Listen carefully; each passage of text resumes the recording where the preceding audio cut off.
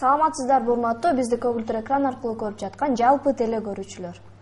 Салам достор жана кичинекей бөбөктөр, эфирде Күнжеле программасы. Бекназар, билесиңби, мен азыр келе жатып кандай окуяга туш болдум? Кандай окуя экен, жагымдуубу же? Каякта жагымдуу болсун, маршруткада келе жатат элем. Менин жанымда менден сырткары дагы 5-6 окуучу бар эле. Айдоочу алардан жол акысын 10 сомдон талап кылды. Мен дагы аргасыздан 5 сом төлөгөнгө мажбур болдум. Ооба, кээ бир айдоочулар маршруттун ичинде 1 сом деп жазылып турса дагы окуучулардан 5 сом же 10 сом талап кылгандар дагы бар. Бирок баары эле мындай деп айткандан алысмын. Туура айтасың, мыйзам деген мыйзамда, аны аткаруу баарыбыз үчүн бирдей. Кел бүгүн жол кире маселесинде сүйлөшөбүз. Кел, анда мен экспертибиз менен тааныштырайын. Ош шаардык жүргүнчүлөрдү ташуу агенттигинин орун басары Токтом Маматов Кубанычбек агай. Агай, студиябызга кош келипсиз.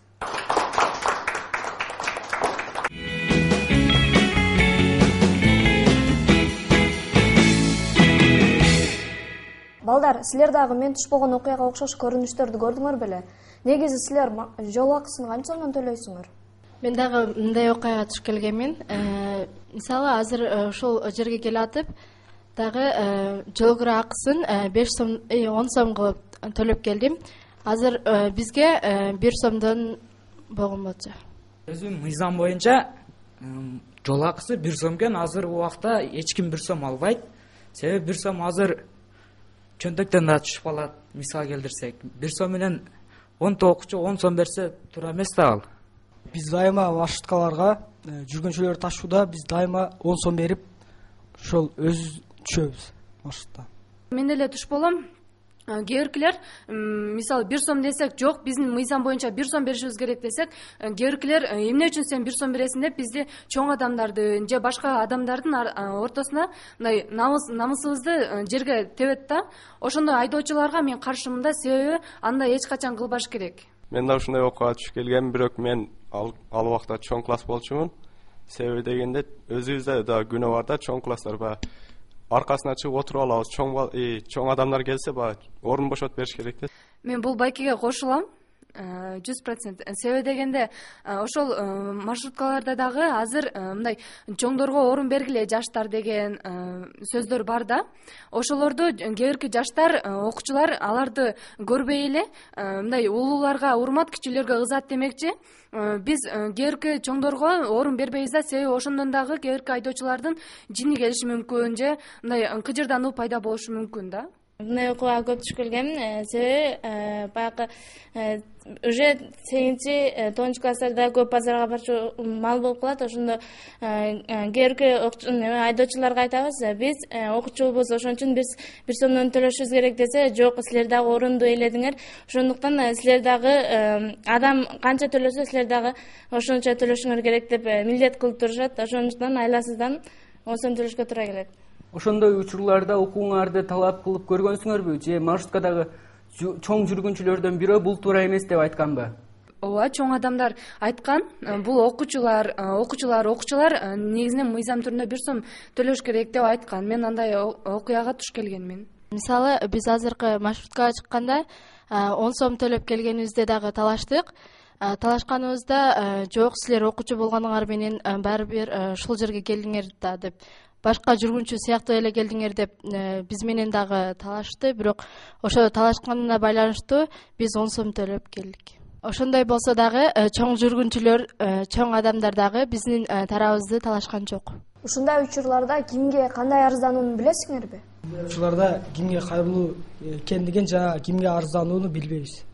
Мындай учурларда биринчилерден болуп биз башчыларга аймалсак болот, жол айдоонун башчыларына. Себеби дегенде ошол маршруткаларда дагы жазылгандар бар да, мисалы, нол транспорт бул маршрутканы жетектейт. Анын жада калса фамилия, аты жөнү бар, номери бар. Ошолорго айтып, биздин мыйзамдары, биздин укугубузду бузуп жатат. Бул айдоочу деп кайрылсак албетте болот. Ал биздин сөзүбүздү четке какпайт. Мындай учурларда биринчиден ата энеге кайрылыш керек, андан кийин милицияга, андан кийин ошо айдоочулардын мындай башчысына кайрылыш керек да.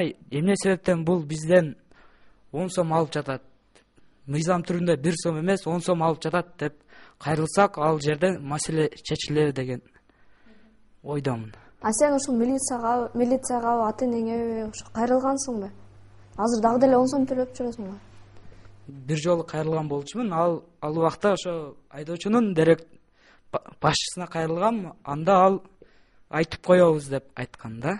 Мен андай учурларда баягы эч кимге кайрылганын билбейм жана ал жөнүндө маалыматым жок экен. Агай, азыркы алынган жооптон сиз кандай чечимге келдиңиз? Балдар туура эле жооп беришти? Ушул боюнча оюңузду айтып койсоңуз. Шаардагы болуп жаткан ушул проблемалар, ушундай силер өзүңөр азыр козгоп келген маселелердин баардыгы өзүңөр тараптан кимге кайрылып, ким менен ушул маселени чечишти баарыңар билишиңер керек. Мына силер өзүңөр коюп аткан маселелерди угуп отуруп, мен дагы ойлонуп, кээ бир маселелерде силердин аракет немеге туура айтылып атат, кээ бир жерлерде өзүңөрдүн ошо өзүңөр аракет кылган немелерге өзүңөр жооп, кимге кайрылып кантип сүйлөшүп дагы билбеген оюңарда болуп жатат. Өзгөргөндө тарихти аны жана жогорку кеңеште, шаардык кеңеште депутаттардын сессиясына каралган. Ошол мезгилде бул дагы окуучуларга, экинчиден ушу шаардын элине кичине жеңилдик болсун деп ошол 1 сомдук тарифти ошоңча калтырып коюшкан. Аны атайын көрсөтүлгөн. Анан калгандарына жанагы мурунку 8 сом менен 2 сом кошулуп 10 сом болуп көтөрүлгөн. Азыр деле тыгымсыз биздин күйүүч майлар уже көтөрүлүп атат, баасы тынбай. Мурундары бир калыпта кыйла жылга чейин кармалып турчу. Азыр көтөрүлүп атат.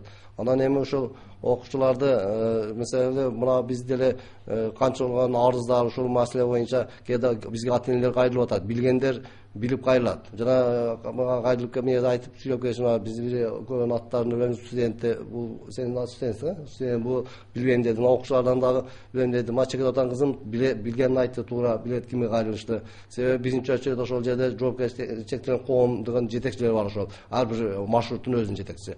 Ошого кайрылса болот, ага кайрыла албаса бизге мына андан кийин бизге кайрылса болот. Биздин ишкананын немеси жанагы ар бир маршрутта жазылган немеси, ошол жерде кайсыл ЖЧКга карайт ал маршрут. Анын биздин ишкананын жүргүнчүлөр таш агенттигинин немелери жазылган телефондору. Ушул жактарга кайрылып, ата энелер бизге арызы менен келип, кээ бирлер телефон менен ОЗК эле кайрылып жатышат. Бирок мен 2 жолу мектептин директорлору да кайрылды. Аларга айттым, эми бизге ОЗК кайрылгандан көрө мындай жазылуу түрүндө кайрылса биз ошол айдоочуга ошол жазылуу түрүндө жакшы чара көрөбүз. ОЗК кайрылганда анча чара көрүш дагы кыйын, аны далилдеш керек. Бирок биз ошондой болсо дагы ошого кайрылган айдоочунун номери менен берсе, номеринен чакырып аны аларга эскертүү беребиз. Биринчи жолу алар бизге арыз түшсө үстүнөн, биринчи жолу биз аны катуу эскертүү беребиз. Анан экинчи жолу ошол эле шопун үстүнөн дагы арыз түшсө, анда биз аны линиядан 3 күндөн баштап 5 күнгө чейин линиядан алып койсок болот. Ошентип эле кайталап жүрөбүз, ала катуу чара көрүлүп, даже линиядан шаардык маршруттардан алып таштаганга чейин алып барабыз.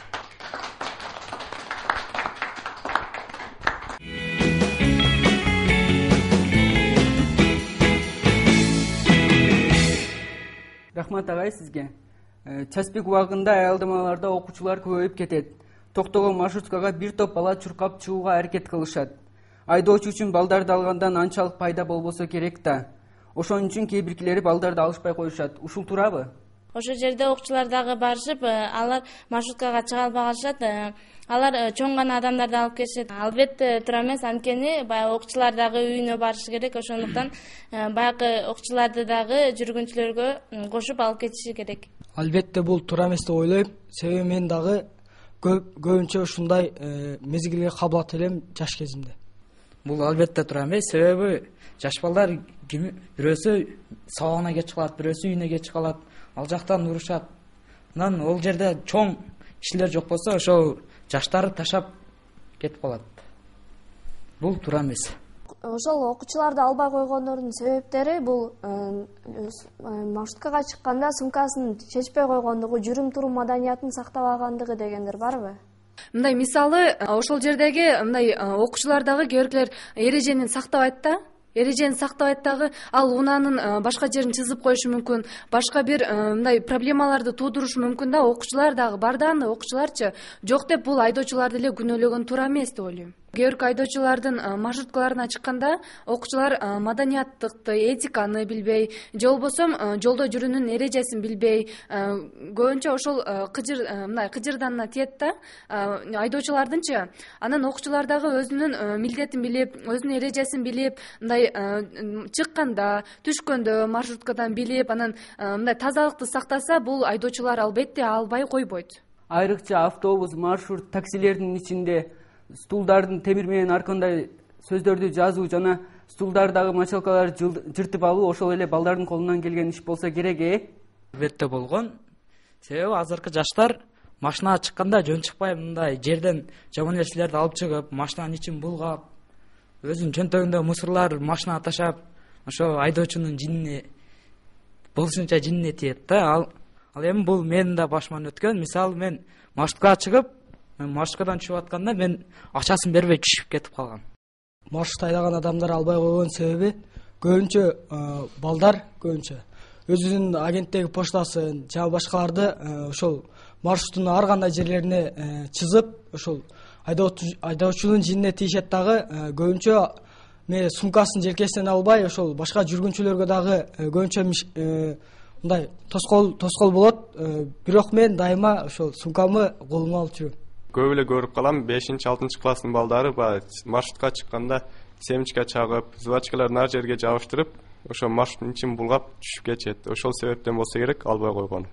Ар бир мектепте атайын биздин мектептин окуучусу деген мөр басылган атайын бейжиктер болот да, ошолорду берет же күбөлүктөрдү берет. Ошолорду көрсөтүп бир сом берип түшсө болот да.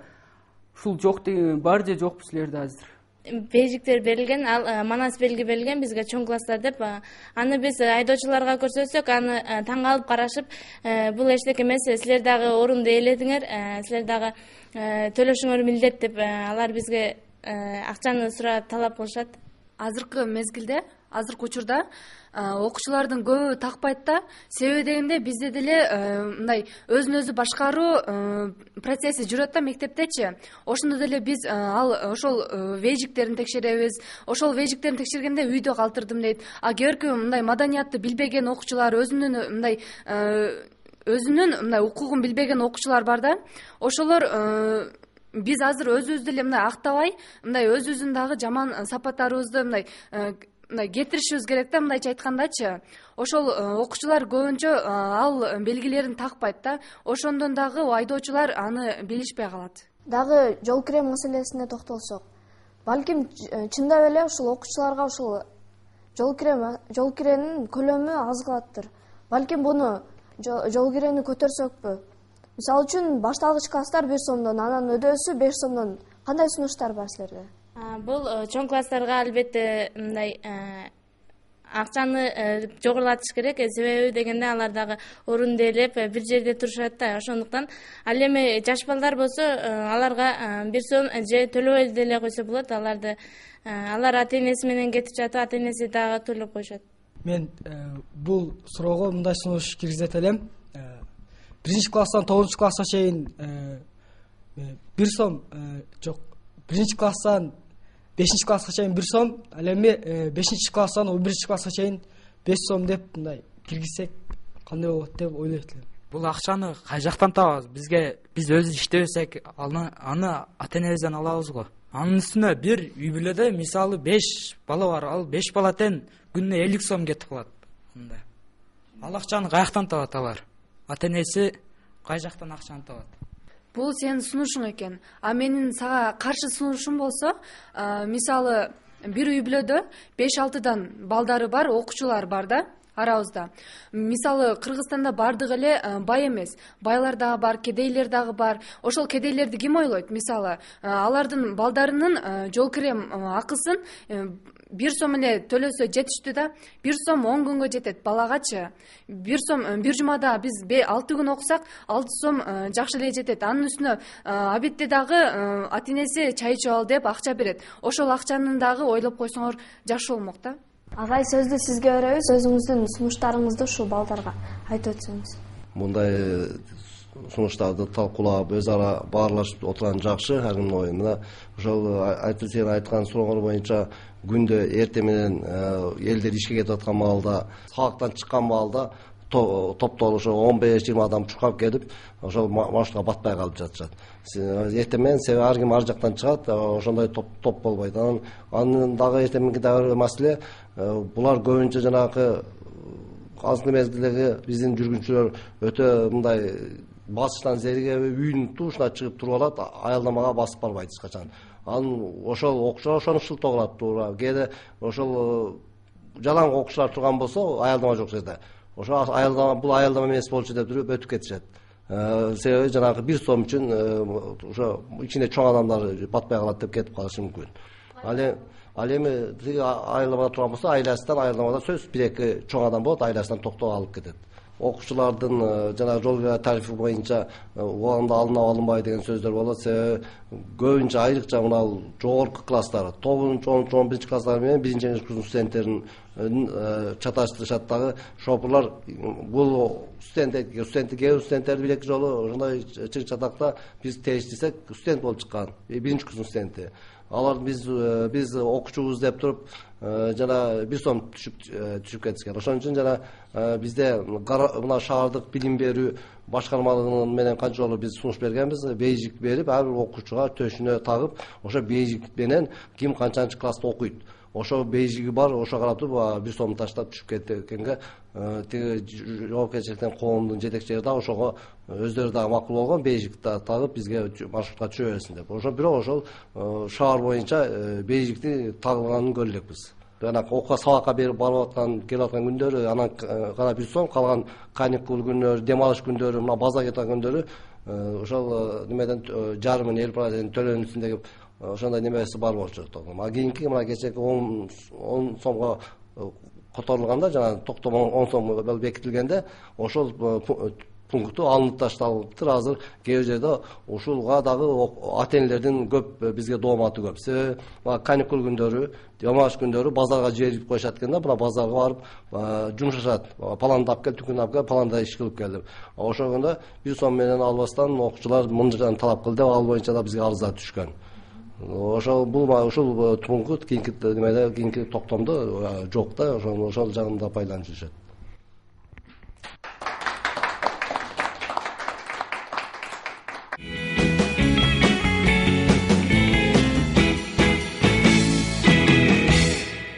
Мисалы үчүн кээ бир окуучулар мектепке чыгаардын алдында айылдарда жашагандар бир автобус өтүп кетсе, аларды 15-20 мүнөт же 1 сааттай күтүп турушат да.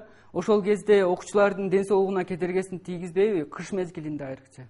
Күтүп калат. Кээки окуучуларчы маршрутканы сабакка кеч калып, анан ошол эле убакта ден соолугуна албетте терс таасирин тийгизет да. Бул окуучу ошол кийинки күнү ал ооруп сабакка барбай калышы мүмкүн. Ошол кыш мезгилинде жолдор тайгак болуп, мисалы көптөгөн мындай окуялар болуп кетиши мүмкүн. Ошол окуучуга келе электе эле, ошол остановкага келе электен мурун маршруткалардын мисалы ошол тайгаланып кетүүсү жана башка мындай кырсыктар болушу мүмкүн да.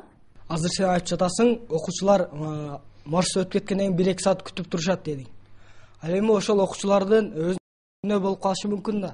Алар өз убагынан кечирээк барып алып күтүп калышы мүмкүн. Ошондуктан алар эртерээк чыгып, жана ошол маршрутка чыгып, эмне кылса ошол өзүнүн ден соолугуна дагы таасирин зыян тийбейт, жана сабагына дагы кеч калбай барат.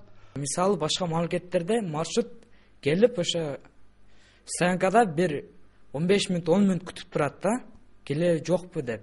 Кыргызстанда кыштын күнүндө мисалы маршрутка жаш балдарды алып кетпей жатат. Алар ошо кийинки маршрутка келгече алар уже тоңуп, уже сууга өтүп калат да. Ошон үчүн сөзсүз маршрутка мындай окуучуларды алып кетүүсүн суранабыз. Ошол маршруткалардан биз суранабыз да, айдоочуларданчы ошол тыгын болобу, бош болобу эптеп бизде ошол сааттан сабакка мындай кандай десем, сабакка толугу менен жеткизсе, биз абдан ыраазы болот элек, мектеп окуучулары. Биз Америка фильмдеринде көрүп калабыз, ошол окуучулар үчүн атайын автобустар болот да. Азыркы биздин шаарыбызда деле ошондой акчалуу мектептерде ушундай автобустар бар. Мисалы үчүн Илим мектебинде. Силер дагы ушундай мамлекет тарабынан ушундай шарттар түзүлүп беришин каалайт белеңер? Ооба, мен бул сунушту өтө каалайм. Себеби дегенде азыркы окуучулар жок, ал маршрутка, мамлекеттик түрдө маршрутка үйүнө барбасын, ошол бир жерде турсун, окуучулар баары ошол маршруткага барат. 1 саатта, 1 убакта. Анан ошол маршруткалар мындай бизде сабакка жеткизет да, бул биз мамлекеттен сурайт элек, бизге дагы ушундай мектепке жеткизүүчү атайын маршруткаларды уюштуруп берсе. Буну мен эле эмес, бардык эле окуучулар каалайт, себеби үйүндө да мындай жеңилдөө болот да, күндө ата-энесинин акчасы урбай жол кирени. Албетте буну бардыгы эле каалайт, окуучулар дагы, ата-энелер дагы. Себеби дегенде алар кабатыр алышпайт, окуучулардын кайда барып машина эчтеке болуду деп кабатыр алышпайт. Ошондуктан окуучулар дагы, ата-энелер дагы бардыгы каалашат. Ушул мүмкүнчүлүктөн пайдаланып, мен ушул жогору жактагыларга айтып кетким келет, бизге ушундай маршруттарды уюштуруп бергиле деп. Мындай шарттарды биз деле каалайбыз, бирок мындай уюштурган маршруттарды ким каржылайт, ошол жагында ойлоп койсок болмокпу деген ой бар. Достор, азыркы кезекти Жаш талант рубрикасына беребиз. Андан кийин маегибизди улантабыз.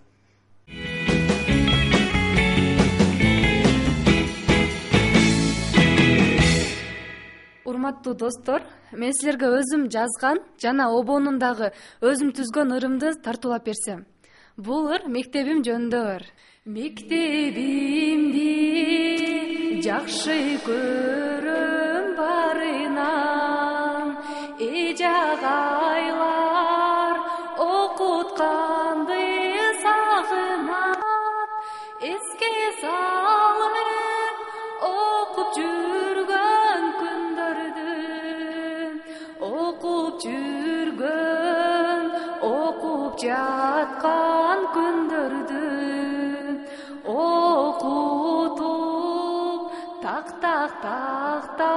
сүйлөткөн, нечен жолу билим кенчин үйрөткөн, рахмат айтам ошол ага эжеме, бир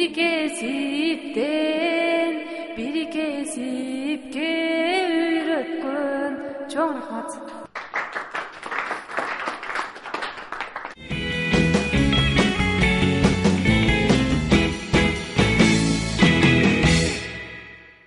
Эми жыйынтыктоочу сөздү сизге беребиз. Дагы бир суроого токтолуп кетсек, ушул кышкы мезгилде маршруткалар саат канчага чейин жүрүшөт? Туура суроо. Мына өзүңөр байкап жүрөсүңөр, окуучулар эми сабактан чыккан маалда же болбосо дагы бир жактан библиотекадан, китепканалардан окуп кирип чыккан студенттер бар көпчүлүгү. Ошол мезгилде мына шаардын айрыкча мына Борборлук көчөлөрүндө, шаардын баягы жүргүнчүлөр жыш жайгашкан райондорго жүргүнчүлөр агымы көп болот. Ал жактарда мисалы кыш мезгилинде саат 8:30-9га чейин Туран кичи району, Курманжанатка кичи району, Кулат кичи райондору, Анар кичи райондоруна ушул 9-дан 9 тегерегинде чейин кыш мезгилинде жүрөт. Ал эми жайында саат 10га чейин жүрүшөт. Ал эми мына шаардын чекесиндеги айыл кыштактарга, мына айрыкча Тек айыл жакта, Орке айыл жактарга, Мады айыл, Кашкар жактарга бара турган маршруттар бар. Алардын баары шаардык маршруттарга эсептелет. Алар саат 7ге чейин, кыштын күнү 7ге чейин жүрүшөт. Ал эми жайында алар 8ге 8:30га чейин жүрүшөт ал жерде. Ал себеби ошол жакта жашап аткан элдин агымы, жүргүнчүлөрдүн агымы ошого жараша жүрүп турат. Абдан жакшы сунуштар болду. Мына ошо мен дагы айтып кетерим, эми ушул жерде отурган окуучуларга, ал эми ушу теле көрүүчүлөргө дагы бир жолу менин сунушум ошол ар бир жүргүнчү, окуучулар да жүргүнчү бардыгы, студенттер да жүргүнчү. Ошол өзү түшүп кетип аткан кичи автобустарда бардык биздин берилген биздин адрестер, бардык берилген биздин ишканалардын, ошол жоопкерчилик коомдордун адрестери жазылган. Ошолго жазып, телефондору жазып кайрылып, ошол жердеги ошол маршруттун тейлеген деңгээли жөнүндө өзүңөр маалыматтарды берүүңөрдү суранам. Себеби ошондо силер ошол телефондун адреси негизинде бизге маалыматта ошол жакшы тейледиби тейлебедиби же силерге тууралуу жаман мамиле кылындыбы жүргүнчүлөр менен алар биз дайым айтабыз сылык мамиле менен иштешин баарын талап кылабыз. Себеби илгертен жүргүнчүлөр ар дайым туура деп айтабыз. Орусча айтканда пассажиры всегда прав деп мурда айтылып жүргөн. Ошон үчүн баардыгын биз айдоочулардан талап кылабыз. Ошол жерде баардык маалыматтар жазылган, ошодон силер жазып алып кайрылууңузду sunабыз. Себеби азыркы мен кээ бир жерде укканыма көпчүлүк окуучулар, студенттер так эле маалыматты билишпейт экен. Маалыматты билиш үчүн ар бир ошол жүргүнчүлөр ташуулардын ичинде бүт баардык маалыматтар жазылган. Ошодон алып бизге кайрылсаңар болот. Достор, бүгүн сиздер менен окуучу жана жол акы деген темада баарлаштык. Ушуну менен талкууну аяктайбыз. Катышканыңыздар үчүн жана көңүл бурганыңыздар үчүн чоң рахмат айтабыз.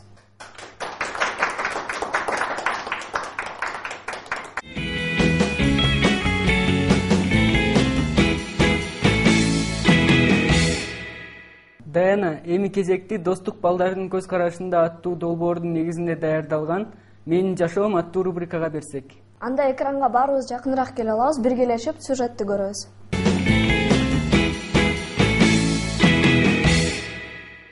Таалай Камбарали уулу ар күнүн эрте менен туруп, өзү жаткан жууркан төшөгүн жыйноо менен баштайт. Ал кийинип тамактанган соң бардык мектеп окуучулары сыяктуу эле сабакка жөнөөгө шашат. Анткени анын ар бир сааты күн мурунтан пландалат. Талай учурда Ош шаарындагы көзү азиз жана көрүүсү начар балдардын адистештирилген мектеп интернатында билим алат.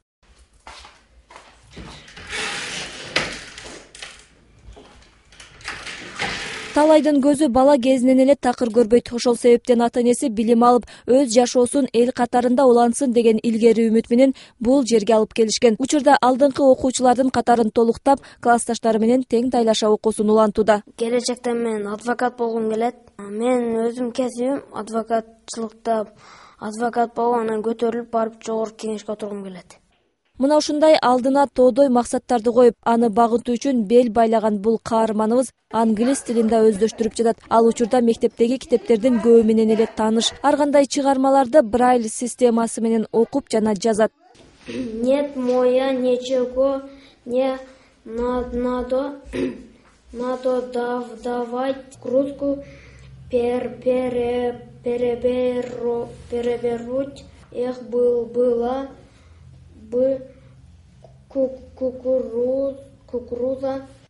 Бул мектеп интернатында көрүүсү начар жана таптакыр көрбөгөн балдар билим алгандыктан ар бирине жакшылап түшүндүрүп, мугалимдер үчүн көзү азиз окуучулар менен өзгөчө иштешүүгө туура келет. Ал эми Брайль ыкмасында китеп окуп, жазуу оор болгонуна карабастан Таалайдын өжөрлүгү менен ар бир тамганы өздөштүрүп окуп кеткени аны максатына жетүүгө болгон аракетинин чоң экенинин белгиси деп баалайт эжекеси.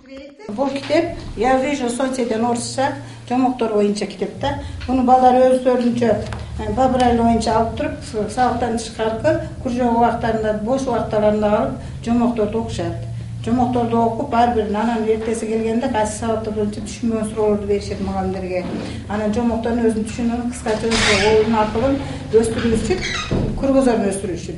Акылдан бизге ар кандай кошумча китептерди окутат, библиотекадан алып окуп өз алдынча даярданып, ырларды окушат, ыр жазышат өз алдынча по Брайль боюнча. Анан мына майрам күндөр концерт болгондо ар ким өзүнүн ырларын окуп берип, элдин арасында талкуулашат.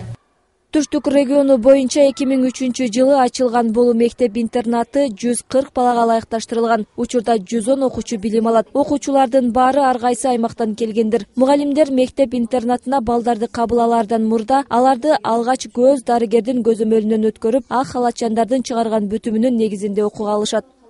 Албетте биринчи келгенде балдарыбызга бир аз кыйынчылык болот. Күнгө чейин аларга атайын ошол бизде сабактар берилет. Багыт алуу боюнча ориентировка дейбиз. Ушу багыт алуу боюнча аны балдарыбыз эми достор менен бирге жүргөндүктөн тез эле көнүп кетет. Жалпы 110 окуучунун 30-40% көзү такыр көрбөгөн балдар түзөт. Мүмкүнчүлүгү чектелген балдар окуган китептер Советтер Союзунда жазылган. Учурда жаңы китептердин тартыштыгы байкалат, анткени мектеп программасында андан бери бир топ өзгөрүүлөр болгон. Эми Брайль системасында китептер мурда ушу Союз мезгилде жасалган. бирок аябай мындай качествосы жакшы. Ошол китептер менен биздин балдарыбыз билим алат. Андай китептерден бизге министерстводон кийин атайын Чыңгыз Айтматовдун чыгармаларын кыргыз тилинде атайын басып чыгарып бизге белекке берген. Бизде азыр история Кыргызстан, Кыргызстандын тарыхын, ошондой эле жаңы тарых китептерин окушат. Анан азыр мен айтсам, 10 класстын история Кыргызстанда китеби биздин мектепте окуп орус тилинде жүрөбүздөн бул китепти бизге Бишкектен Вторая глаза фонд бизге белек алып келип берген. Ушул китептен балдарыбыз окуп пайдаланат. Бул мектепте өзгөчө таланттуу балдар көп. Алар күндүн биринчи бөлүгүн билим алуу менен өткөрүшсө, экинчи жарымын ар кандай кружокторго катышуу менен улантат. Көз азиздер үчүн эң маанилүү болгон трос сабагында кантип таякты колдонуу, жолду тандоо ыкмалары үйрөтүлөт. Андан сырткары ар кандай ыр, бийгер, шыктуу окуучулар өздөрүнүн таланттарын көрсөтүп турушат. Альбина Жолоева, Надырбек Боронбаев, Ынтымак.